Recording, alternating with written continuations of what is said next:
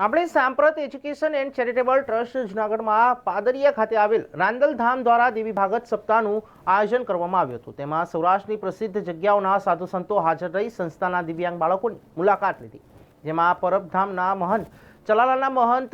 સત્તાધારના મહંત ગોવિંદ બાપુ, ગેલા સોમનાથ મંદિરના મહંત શ્રી વિક્રમ બાપુ, દાન બાપુની જગ્યાના મહંત શ્રી બાવન હનુમાન મંદિરના મહંત દિનકર બાપુ, રામપરા ધામના આઈ રૂપલ માતાજીના, મેરડી ધામના અમર માતાજીના, કુકડનાથની જગ્યાના મહંત શ્રી સણોસર ધામના મહંત, પાડર સિંગા ધામના મહંત, કચ્છ ધરાના માતાજી, ગાંધીનગર મોગલ ધામના માતાજી, પાલીતાણાના માતાજી વગેરે સંતો મહંતોએ મુલાકાત લઈ સંસ્થાના દિવ્યાંગોને આશીર્વચન આપેલ હતા। કથા દરમિયાન ગોંડલ સ્ટેટના રાજવી પરિવાર દ્વારા સંસ્થાની મુલાકાત લઈ સંપૂર્ણ માહિતી મેળવેલ। સાથે સાથે લોક સાહિત્યકાર અને લોક સંગીતકારો લલિતાબેન ઘોડાસરા, પૂનમબેન ગોંડલિયા, જિજ્ઞાબેન ગોંડલિયા ઉપસ્થિત રહ્યા હતા। સાંપ્રત એજ્યુકેશન ચેરિટેબલ ટ્રસ્ટ મહેન્દ્રભાઈ પરમાર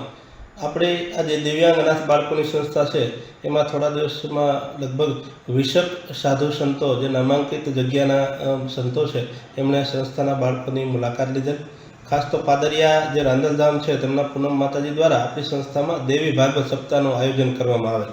આ દેવી ભાગવત સપ્તાહમાં દરમિયાન જે સાધુ સંતો આવેલા એમાં છેલ્લા દિવસે 11 સાધુ સંતો જે સૌરાષ્ટ્રની નામાંકિત જગ્યાઓ છે એમાંથી પધારેલ એ બધા સંતોએ આપણા સંસ્થાના રસોડામાં ભોજન કરી અને તમામ બાળકોની મુલાકાત લઈ અને બાળકોને આશીર્વાદ આપેલ। તેમાં સત્તાધારના મહંત શ્રી, ચલાળાના દાનગીગના મહંત શ્રી, તેમજ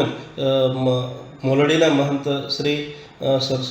સણોસરાના મહંત શ્રી, તેમની સાથે સાથે ગાંધીનગર મોગલધામ છે તેમના માતાજી શ્રી, કચ્છના માતાજી શ્રી,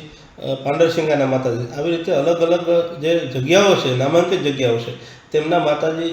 તેમજ સાધુ સંતો ઉપસ્થિત રહી અને આજે અનાથ દિવ્યાંગ બાળકો છે તેમની સાથે સમય વિતાવી ખરેખર અમે અમારી જાતને ધન્યવાદ અનુભવ્યો છે। તેમજ આપણા રામપરાના રૂપલમાં પણ આ તકે પધારી અને સંસ્થાના બાળકો વચ્ચે ખાસો એવો સમય વિતાવી અને બાળકોને ખૂબ આશીર્વાદ આપેલ। સંસ્થાના બાળકો ખૂબ નસીબદાર છે, એમની સાથે અમે એટલા નસીબદાર છીએ કે એકારે આટલા બધા વિશક સંતો જે નામાંકિત જગ્યાઓ છે તેમના આવી અને આપણા બાળકોને આશીર્વચન આપેલ છે।